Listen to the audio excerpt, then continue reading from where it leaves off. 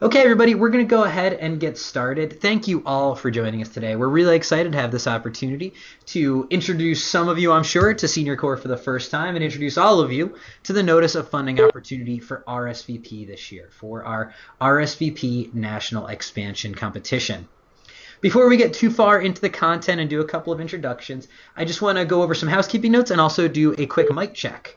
First of all, if you've joined us in our webinar space, you have access to a little chat function. And if you could, I would really appreciate it. If somebody or anybody, all of you, could give me a little smiley face or a thumbs up. You can do a dancing man. You can do any number of different things in that chat box just to let us know that we are getting through loud and clear. That would be very helpful. Okay, I see a lot of things coming in. Fantastic. Okay, I like the ninja. I see a strong man. Thanks, everybody. Somebody gave me a thumbs up and a smiley face. I really appreciate it. Looks like we're good to go on that front. Let's go over some housekeeping notes to make sure that we all have the best experience here possible. First, all lines are on mute at this time. If you are trying to speak and you're not hearing yourself or others aren't hearing you, that's okay. That's the way it's supposed to be, and that's to make sure that we are getting through loud and clear throughout the session. This session is being recorded. If you do not wish to be recorded, you can disconnect at any time. We'll post the recording along with all of our other trainings, and we'll show you where that is shortly after the call. There are two ways to get audio for today's call. You can either join us via the webinar, via our Skype for Business app, or you can dial in using a regular phone. If you have problems with one form of audio, sometimes one of those forms works better for a specific person than the other, feel free to use the other one. Either connect via the webinar or call in. I just pasted the call-in information into the webinar chat box for anyone who's joining that way. Rarely, but sometimes we do have people experience problems with the visual part of the presentation too. If that's the case, please just disconnect and reconnect. That usually addresses that problem. For questions today, we'll just be using the chat function in our webinar. So please do use that chat function to put questions in at any time. It's easy. Just drop it in there and then we'll be able to see it. We might wait a couple of minutes until we pick up some of the questions that we get, just until we get to a natural stopping point. But do know that we see your questions and we will answer as many as we can. We answered a good number of them in our last session here. One additional note about questions. Due to the fact that this is a competitive opportunity, we are somewhat limited in the kinds of questions that we can answer. We're going to be really sticking to clarifications or things that have already been published information. Unfortunately, we won't be able to answer questions, I should say, like should I put X, Y, and Z in my grant proposal? Can you give me some specific advice? To keep things fair for everyone, we can't offer specific advice to specific grantees. We really will be focusing on clarifications and pointing everyone to already established resources. With that, we want to know a little bit more about the people who actually are joining us here today. So what I'm going to ask you first is if you're in the chat box, I would love it if you could just drop in your name, your organization, and your state. Name, organization, and state in the webinar chat. And I'll read a few out for those who aren't able to join in our webinar. Once again, just asking you to let us know your name, your organization, and your state. Okay, I see two, actually, the first two responses both come from Pennsylvania, my own home state. Grew up in Norristown, outside of Philadelphia there. I see Tennessee, a couple Tennessees actually. I see the Sitka Tribe of Alaska. I think they attended our prior webinar. I see Tucson, Arizona, an interfaith organization. California, Illinois, Florida, another Pennsylvania from a United Way of Bucks County, right there in the Philadelphia suburbs. Okay, great. Thanks, everyone. Really do appreciate that. Keep them coming so everybody else can see who's here, too. I see another Kentucky. Looks like we've got a pretty good spread of organizations, so thank you for doing that. We're going to ask for your participation one more way, too. On your screen, you'll see a poll in just a minute that asks you to tell us how well you know Senior Corps and CNCS. It's just a quick one-question poll. You'll be able to answer it and see the response right on your screen if you're in the webinar. And we'll just give that a second and see how these answers come in so we have a sense of who we're addressing here.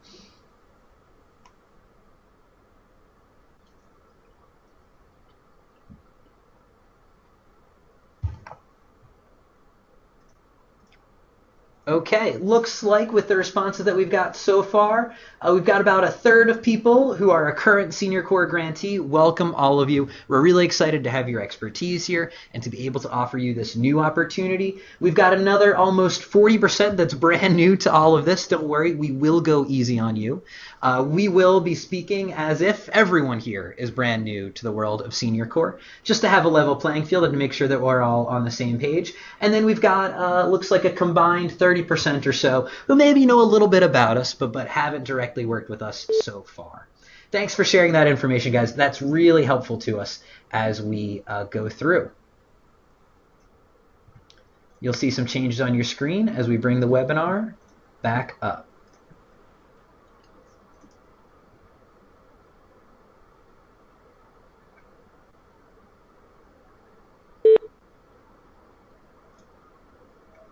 The first thing that we want to do, of course, is welcome you here. As I already said, we're very excited to offer you this opportunity. Our national expansion competition is a big deal for us all here. We're really excited by the potential, and we hope you are as well. My name is Brian Cognato, and I'm the Program Officer for Training and Knowledge Management here at Senior Corps in Washington, and I'm joined by my colleague, Tamika Becton. Tamika, do you want to say hello? Hello, everyone. My name is Tamika Becton, and I am the Management and Program Analyst here at the headquarters for Senior Corps. I like to call her our competition guru because she really does make Senior Corps competitions run. So, Tamika, thanks very much for joining us. Luckily for all of you, you probably actually won't be hearing all that much from me as we go through today, and Tamika's really going to be doing most of the talking. We're going to try to do two things. First, we're going to spend a little bit of time, probably only about 10 minutes or so, providing some basic information about CNCS, Senior Corps, and RSVP for those of you who may be brand new. If anyone here attended our prior webinar just about a week ago, some of that information will be familiar to you. And of course, if you're one of those current grantees, much of that information we hope is familiar to you. But it never hurts to just go over that one more time. And where we'll spend the bulk of today is actually going over the Notice of Funding Opportunity. So let's get started by going over some basic information about CNCS, about the Corporation for National Community Service.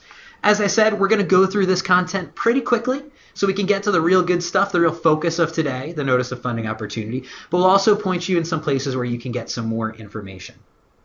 The mission of the Corporation for National Community Service, also known as CNCS, is to improve lives, strengthen communities, and foster civic engagement through service and volunteering. We're an independent federal agency, and this is the organization that Tamika and I work for. We're the CNCS are the ones behind all this. We're an independent federal agency that helps millions of Americans improve the lives of their fellow citizens through service. We engage citizen volunteers in problem solving, use competition to fund high-value programs, leverage substantial outside support, and mobilize volunteers to multiply impact. Through our programs, we mobilize 5 million volunteers and leverage hundreds of thousands of dollars of non-federal resources from businesses, I should say, foundations, and other sources. We run 3 major programs. AmeriCorps, which is probably our best known program, engages more than 75,000 Americans in intensive service each year, and nonprofits, schools, public agencies, and community and faith-based groups all around the country. The Social Innovation Fund, one of our newest projects, just authorized in 2009, empowers organizations to identify and support sustainable solutions that are already making a significant impact in their communities. Finally, Senior Corps, the program that we're going to talk about the most today, and the program that many of you I know already are deeply familiar with, supports the engagement of Americans 55 and older in service in their communities in a variety of ways. For more information on any of those, you can go to our website, nationalservice.gov, and that's where you can find more information about each of those programs, as well as profiles of our impact in each state, contact information for your local state office. We do have staff based in almost every state and some territories as well, and also social media information. So those are great resources if you haven't looked at them before. We are, of course, here really to talk about Senior Corps, which is the nation's largest organization for volunteers age 55 and over. Senior Corps projects can be found in every state, as well as the District of Columbia, Puerto Rico, and the Virgin Islands. Altogether, Senior Corps volunteers support more than 70,000 nonprofit and public agencies across the country. It's a network that we're really proud to support and be a part of, and we're so glad that so many of our current grantees are interested in this opportunity. And we're also really excited to have the opportunity to welcome new organizations to this amazing community that's energized by engaging seniors in service. And there are some really great initiatives underway already in the world of Senior Corps, and it's just our honor to play a small part in them. Overall, almost 270,000 Senior Corps volunteers across the country meet a wide range of community challenges, and they do this through 3 major programs: the Foster Grandparent Program, the Senior Companion Program, and the RSVP Program. The Foster Grandparent Program focuses on engaging older adults in the development of young people. It establishes one-on-one relationships with children with special needs and older Americans. The Senior Companion Program is similar, but the beneficiaries there are actually older Americans. So it engages seniors in service, usually to fellow seniors, with the idea of helping them live independently. Today, we're going to focus on RSVP because that's where the current open competition is. But of course, you can get more information on those other programs on our website as well if you would like to. RSVP is the most flexible of Senior Corps programs, and it's really designed, I should say, to engage older Americans in a variety of volunteer opportunities that meet their community's needs. It's a program with a long history behind it, established in 1971. And on the screen, you'll see just a few examples, and I want to stress that it's just examples of what RSVP volunteers can do. Really, it is designed to be an extremely flexible program, but some of the things that they can do, among others, are tutoring children, renovating homes, teaching English to immigrants, assisting victims of natural disasters, providing independent living services, recruiting and managing other volunteers, and that's just scratching the surface. I recently got some tax information at home, and it made me think of how many RSVP volunteers that are out there providing income tax assistance, just to name one other of many, many possible types of service that RSVP volunteers can provide. All told, 230,000 volunteers nationwide participate in Senior Corps projects, serving in more than 600 projects. It's a large, vibrant community, and we're thankful for those of you who've contributed to that and excited for the opportunity to welcome even more people to that community. In general, the way RSVP works is you have a project run by a project director at the sponsoring organization. Sponsor is RSVPEs, it's the RSVP term for a grantee. So there's a project director there who runs that grant. The project assesses community needs, and then they match RSVP volunteers to meet those needs. They can do that either by placing them at stations, which are organizations outside of the sponsor itself. So, for example, if you're running an education program, a sponsor might be a school, and your role might be to place volunteers at that school.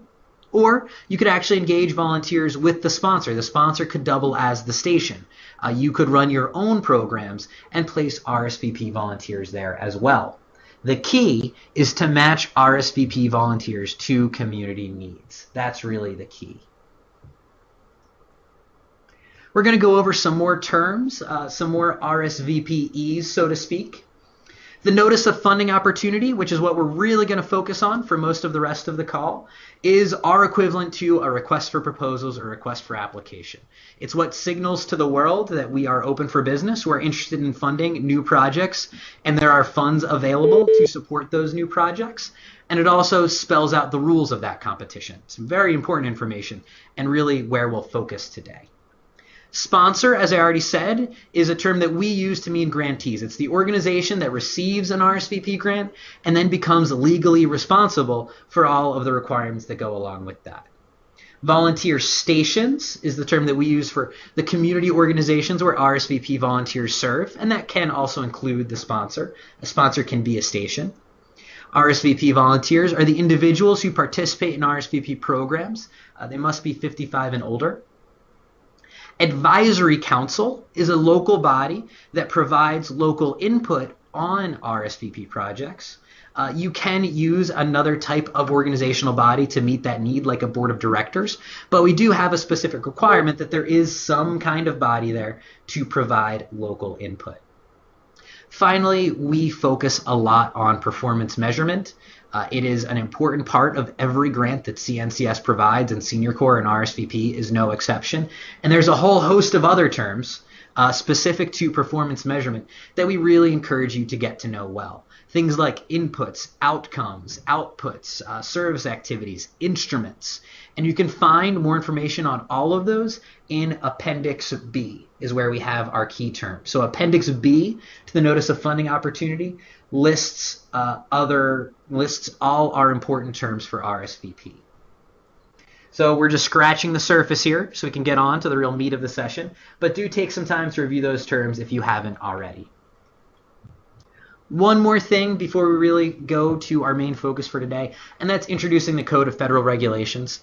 We are a federal agency. These are federal grants, and that means that we need to steward these funds in line with the expectations of the American taxpayer, of you and me and Tamika and everyone here. And we do that by meeting the requirements of the Code of Federal Regulations. That's the rule book, the official rule book for how these grants need to be run.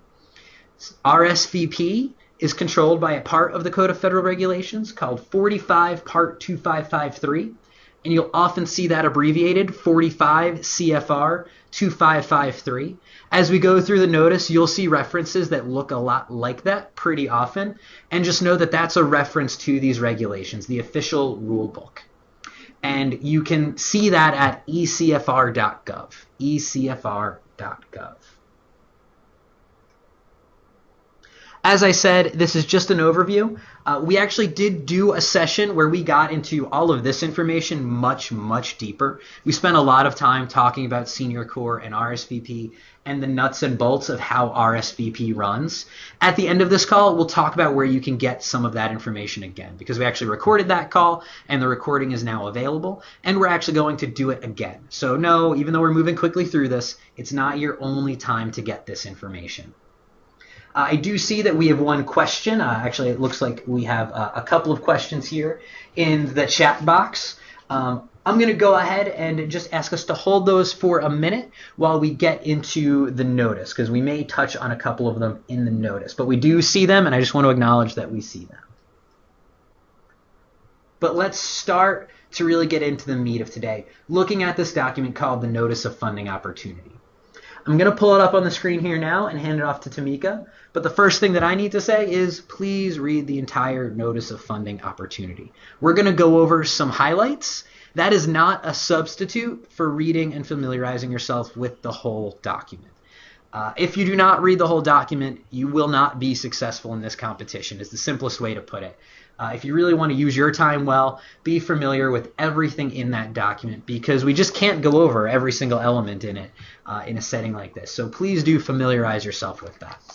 For most trainings, I like to have one thing that you can't say too much, and I'm going to go ahead and declare this the one thing that Tamika and I will decide we can't say too much today. Please read the entire Notice of Funding Opportunity. Tamika? Thank you, Brian.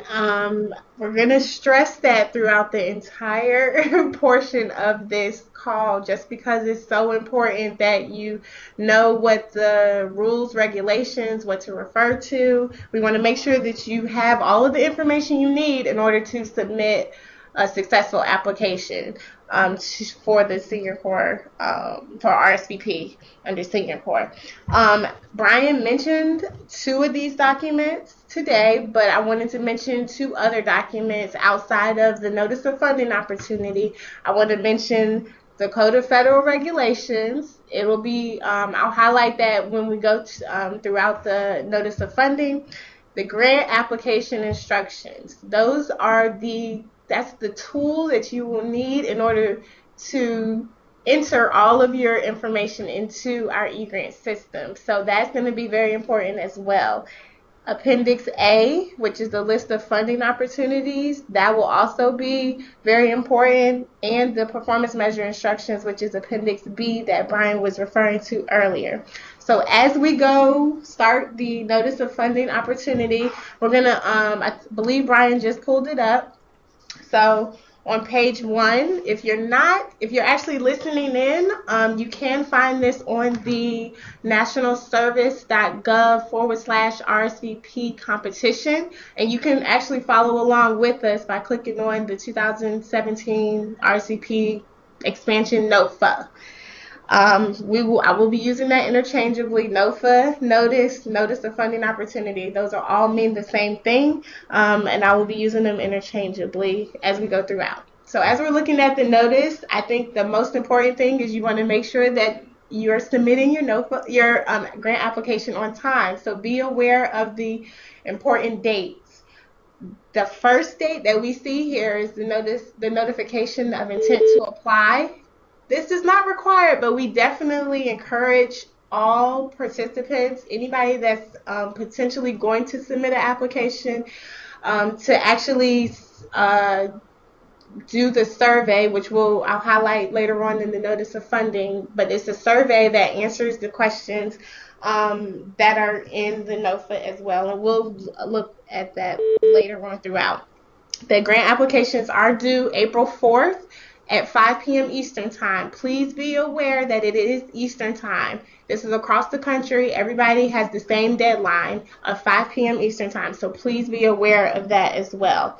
So as we continue going down the notice of funding, there is a section here that says, the third paragraph, it says that you want to, please note that this competition is limited only to those counties that are across the country that are currently not being served by an RSVP project. I've gotten a lot of questions at the 2017 RSVP mailbox that says, oh, well, what if my county isn't in here? Please be aware that what's in Appendix A is what is available for this competition. Go ahead, Brian. So before we move on, this might be a good time actually to pick up the 2 questions that I see that we've already gotten, because they both relate specifically to Appendix A. Okay. So the first one I'm going to read out is from Sherry, and Sherry has the potential, I'm paraphrasing a little bit, to serve several different eligible counties. Mm-hmm.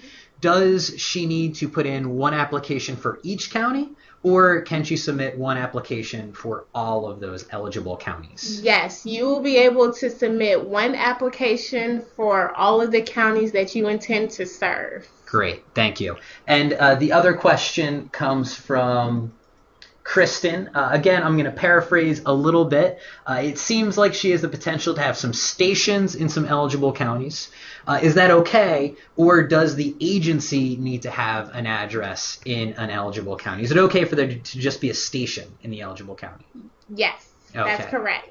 Great. And once again, for those of you who are new to this terminology, station is where RSVP volunteers serve. It's just another way of saying where they're serving.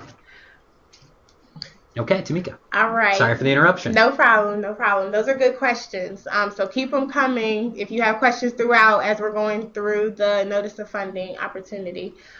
Here on page 2, you will actually see that we have the focus areas for RSVP. There's 6 focus areas that I want to mention: disaster services, economic opportunity, education, environmental stewardship, healthy futures, veterans and military families, and then capacity building. This is in addition to the focus areas, but we'll go into more depth of that in the performance measure webinar when we do that at a later time, basically. But I have received questions about on the top of page 3 about the funding priorities. Folks are interested in where do we find these in the performance measures, or how do we know what part of the focus area these are under. I did go ahead and take the time to actually to kind of pinpoint you guys to where you would find this information, which is under Appendix B for the performance measure instructions. And the focus areas, they're kind of self-explanatory, but I want to give you guys the opportunity, because I want you guys to succeed, what focus areas these would fall under. So elder justice may fall under healthy futures as well as economic opportunity. The education, of course, it'll fall under the education focus area. Access to care and aging in place, those are actually going to fall under the healthy futures focus area. And then economic opportunity, of course, is going to fall under the economic opportunity focus areas. So you can refer to those in Appendix B. I can't give you specifically, but if you're reading into Appendix B for the performance measure instructions, those are where you would actually put your focus on, to where those priority areas, those funding priorities of where they would be in Appendix B. So I kind of wanted to give you guys that opportunity to where they're going to be at, or where they're located under the focus areas. So as we continue down this page, on page 3 is the performance measures. And Brian kind of went through the performance measures for this in the first call, but I kind of want to put emphasis on it. Our national performance measures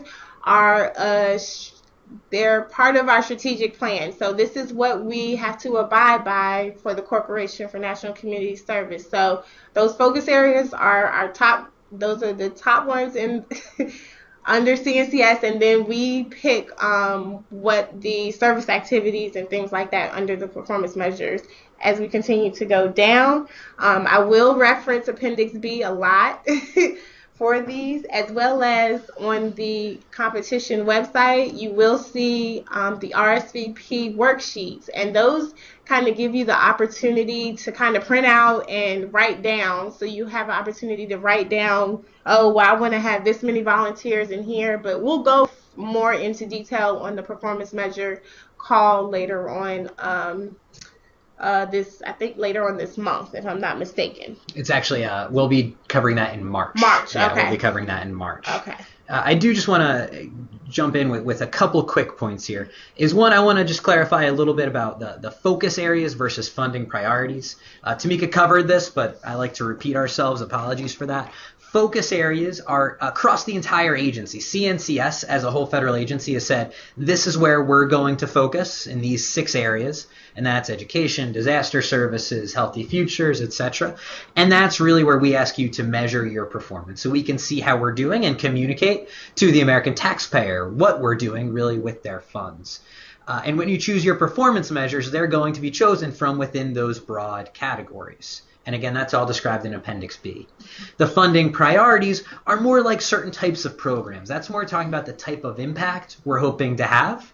In any competition, we're likely to have more applications than we have resources to give out. And when that happens, you need to prioritize. So that's what we'll really be prioritizing. And it'll be up to all of you to connect those to the performance measures, as Tamika said. I do also just want to mention, I see we've gotten some more questions here. I'm going to let Tamika go ahead for a little bit, but I just want to make sure people know that we haven't lost those questions. I see them. We'll come back to them.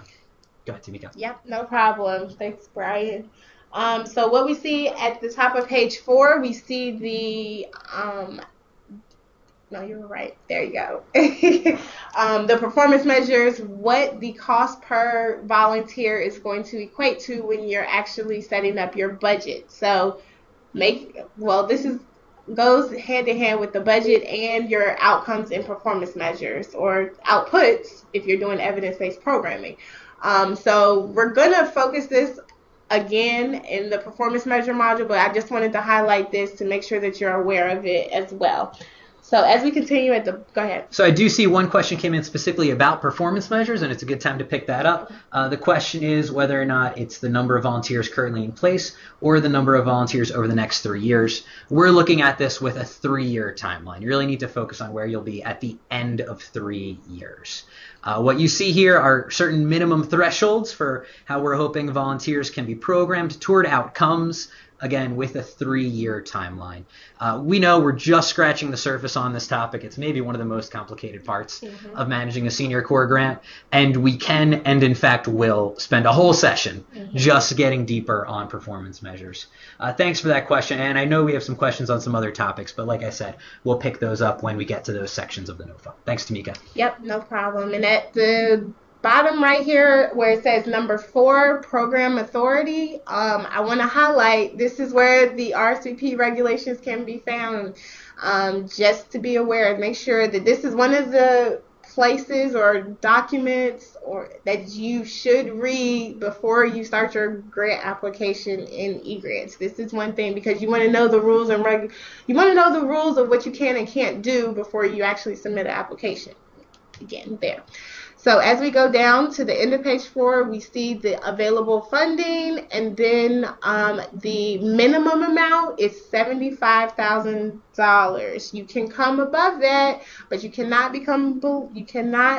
submit a grant application that is below $75,000. Tamika, 2 more questions I saw that relate to this. One, is there a maximum? There is no maximum.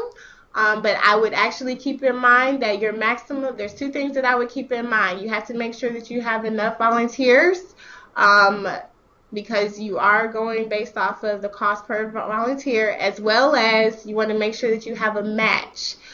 You do, for everybody that's going to be submitting for this competition, there is a 10% match. So whatever you come in at, you have to make sure that you have non-federal money, a non-federal match, that's at least 10% for whatever you came in for the total amount that you have from that you're requesting from us. Okay, great. And a current sponsor of an RSVP program, can they request less than the $75,000, or do they also need to use that minimum? Yes, everybody has to come in at the $75,000 threshold. Thanks, Tamika. Yep.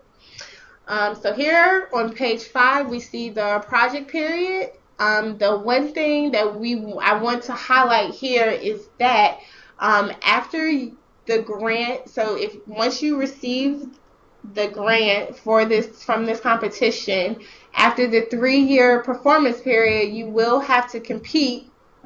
It's statutory mandated, as it says here, that you will have to compete for that same grant after your first 3 years. So keep that in mind when you are applying, that you will have to compete for this area again for 3 years. Do you have anything else? Okay.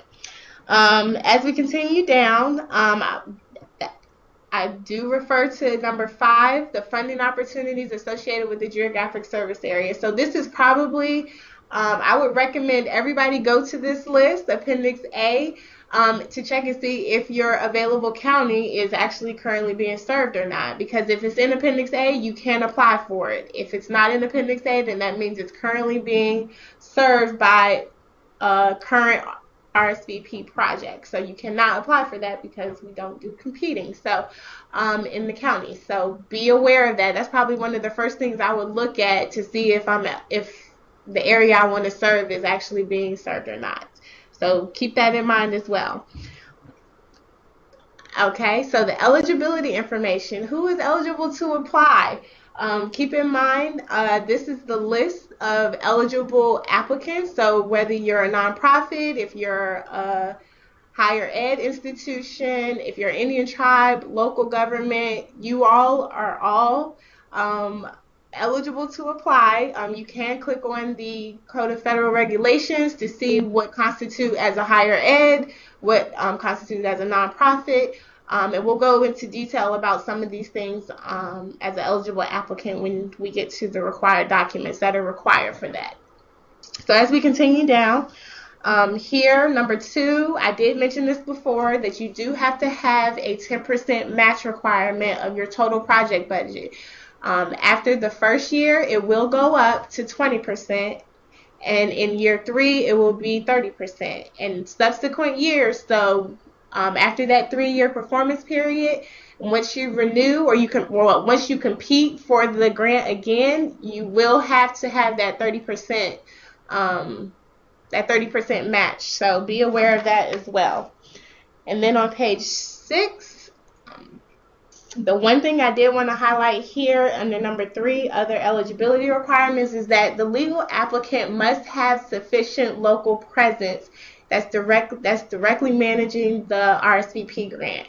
The operation of the RSVP grant cannot be delegated to another organization, even if they are an affiliate of that organization, of the legal applicant. Please be aware of this. You cannot subcontract, you can't subgrant these RSVP grants out. You have to actually manage the project yourself. If you are a big national organization, you can have, if your headquarters is in Washington, D.C., but you want to apply for a California grant, that's perfectly fine, but you have to make sure that you're providing sufficient local presence that you be able to manage that RSVP project in California, let's just say. So we're going to go ahead and start on page 7 as we go down. Here, what I want to actually refer to or to talk about is the page limit, which is that 15 pages double spaced as it prints out from eGrants. What that entails is the face sheet, the executive summary, and then the project design and organizational capability narratives. We'll go into further details, and we'll also refer to it when we do the eGrants portion, when we do a walkthrough for eGrants. I'll show you where you can actually see how many pages that is. But keep in mind that I recommend everybody do your narratives, everything outside of eGrants, and then put it into eGrants before you submit. Don't just type in eGrants, because things can happen. Things have happened, and so you want to make sure that you have a backup outside of eGrants so that it'll be an easy copy and paste. Yeah. Have we defined eGrants as our electronic grant management system? Did we say that? No, we have not. So electronic. We will get to that, but I will say eGrants is the electronic system that the corporation uses as a whole. This is where you will actually be submitting your grant application in eGrants, and we'll go into that. But I wanted that is a good point, Brian.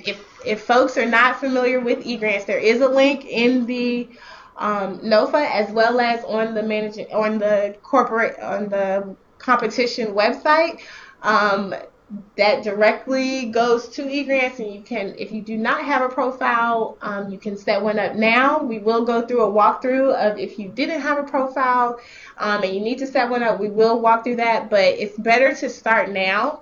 I definitely recommend going ahead and setting up your profile in eGrants, just because when we get through to the eGrants walkthrough, that you understand and you know, and if you have questions, then you'll be able to, just because you've already been through it and you've already set up your profile, you'll ask specific questions so we can help you with that portion of it. Anything else? Okay, right here at the end of 7, we have the Duns and Brads, the Duns number and the system for award management. And here you have the link as well as the contact information for setting up and getting a Duns number, because all of our grants require an EIN number and a Duns number. So please be aware, you can set that up right now. For free. For free. For free. Yes, for free. And you do have to have this because our Field Financial Management Center, our FFMC, the grants officers, they actually look for this information when they're doing their financial risk assessment as well. So keep in mind that you do have to have this information. You actually need it for any federal award. So it won't just help you for CNCS. It'll help you for any potential federal award. Correct. And on page 8, here on number 4, we see the link to the SurveyMonkey for submitting your notification of intent to apply. I did get a question about, I didn't finish I accidentally submitted or something happened. Feel free to submit your notification of intent again. If something messed up, then you can submit it again, and they are doing a quality control to see if there's multiples or duplicates and things like that. So yes, you can submit it again. These are the questions that they're going to ask you on the survey. So it's easy to kind of fill out. It's something different that we've done, but I hope it works easier for people. And this is the SurveyMonkey link, and it is as well on the competition website. So you can submit your intent to apply. It's not required, but it is very encouraged to kind of get a sense of how many applications we will be receiving. It also shows on this page the application deadline, which is April 4th. I can't stress that enough, April 4th. By 5:00 p.m. Eastern time. And then here we kind of go into additional information on if your application is late, what you can do, and if there's extenuating circumstances, what you would need to do in order to submit that for us to review to see if it is available to be put in the competition.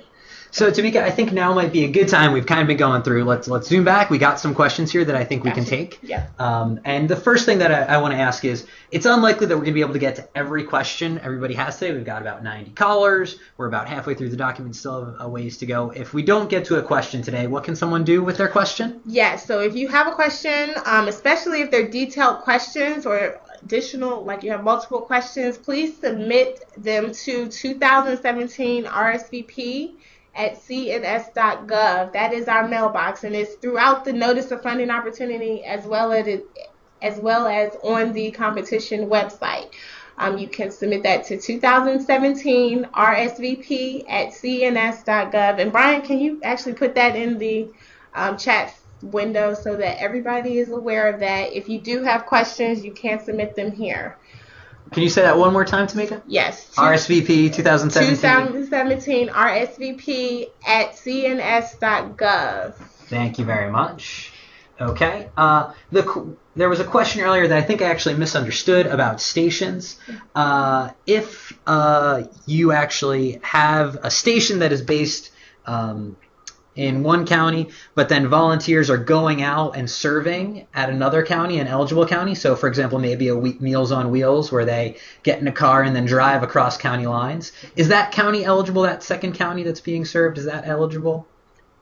Is it eligible? Can they apply, if it's an eligible county, can they apply to serve that county? Yes. Is a better way to phrase it. Yes. Okay. Volunteers can cross over counties. Let's just say that they live in a county that's already currently being served by a RCP, but they have a surrounding county. They are eligible to provide services, volunteer services there.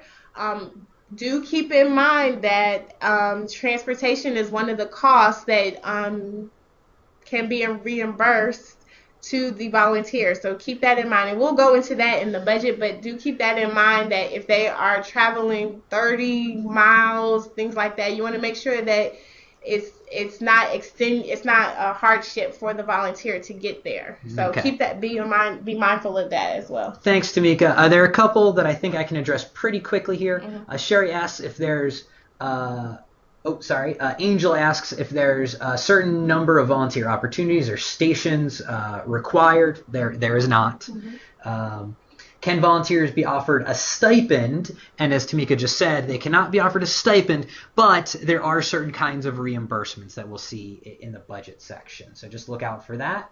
And then we've actually got a fair number of questions here about current RSVP projects. My understanding is if there's a current sponsor that applies and gets this, they're going to get a separate grant, right? They're going to get a separate grant. Do we know the project period, when that grant will start, how long it will go for, anything along those lines? Yes. So the start date will not be, I'm telling you now, the start date will not be what your current RSVP project is. Will you be able to get to that, to where you can merge your grants? Yes, that is very likely that current RCP projects will do that, because they've done it in the past where they've merged grants, but that will be later on down the line. So you want to make sure you want to focus on the grant that you're trying to get before you focus on merging your grants. So let's focus on just getting the grant now, and then merging, you'll be talking to your state office staff as well as the headquarters here to merge that. Okay.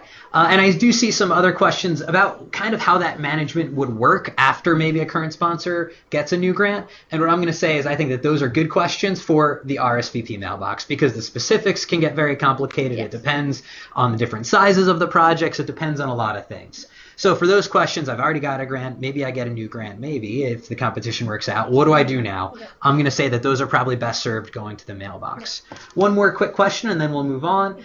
Does the DUNS number have to be exclusive for RSVP, or can we use an existing number? You can and should use an existing number. Typically, an organization has one DUNS number. There are some exceptions to that they use for all applications. Okay, let's continue on, and we'll make sure we pick up some more questions at the end, too. Yep. As we go to page 9 on the Notice of Funding Opportunity, what we'll see here is under funding restrictions, we see the indirect costs rate. And here I want to kind of put emphasis on if you do have a negotiated indirect cost rate and you want to use that, you can. You will have to submit this as a required document. So be mindful of that. As well as it does say in here that if you do use the indirect cost rate, that all your methods must be applied consistently across all your federal awards. So not just CNCS. If you have other federal money and you're using that indirect cost rate, then you should use it for this grant as well, because we are a federal agency as well. As we continue on to page 10, here we do a little bit scroll up at the top, we did kind of go over eGrants here, but eGrants is our electronic application for submission for grant applications. We do provide the National Service Hotline. If you have technical issues, these are the people that you should actually be contacting, that National Service Hotline. And they do have a link for where you can ask questions if you can't get in contact with them via phone. They do have a link to where you can submit that question as well.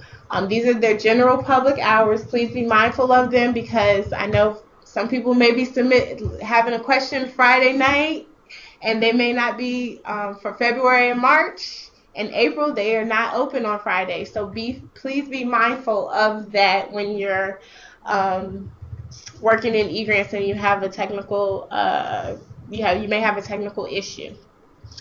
At the bottom of page 10, we see that the submission of additional documents. And here I want to emphasize that this is where I'm going to refer you to the grant application instructions. It's page 41 to 43 of the grant application instructions. And here is where it'll show you the complete list of required documents for your organization, whether you're a nonprofit, if you are a local government. All of the documents for what you need to be submitting are actually on page 41 to 43 of the grant application instructions. Where do you need to submit this? Well, it says it right here, 2017 RSVP attachments at cns.gov. I would not wait until the deadline to submit these documents. A majority of these documents you have now, you can submit those to that mailbox right now. If you have them and you know that you're applying, please do not wait till the last minute, because we do look and see the timestamp of them. So make sure that you are submitting these prior to that April 4th deadline. As we go to page 11, here is where it'll talk about the review selection criteria. This is how your application will be assessed. And we're going to go over the review process as well. But here you'll see the program design, the organizational capability, and the cost effectiveness, and it breaks it down into subcategories and the percentage. We're giving you, I like to say that we're giving you the questions and where it should be in your application. So we're giving you the what questions are going to be reviewed. As you scroll down, Brian, there's 16 questions in the selection criteria, and it tells you exactly where you need to put this information as well, and the percentage of how much it's it's weighted as well for here. So please be mindful that you're answering these questions. I would be as detailed as possible, permitting the page limit, of course, but definitely it can be done to where you can answer all of these questions in the 15-page limit. Sorry, there we go. On page 13 here, the review selection and process. What we see here is who will be reviewing your applications. It will be external reviewers as well as CNCS staff reviewers that have the relevant knowledge and expertise to provide for your application. So please be aware. This is giving you guys the process of how your grant will be reviewed. So we will have a blended review panel. That's what it's called when you engage external and staff reviewers. And then,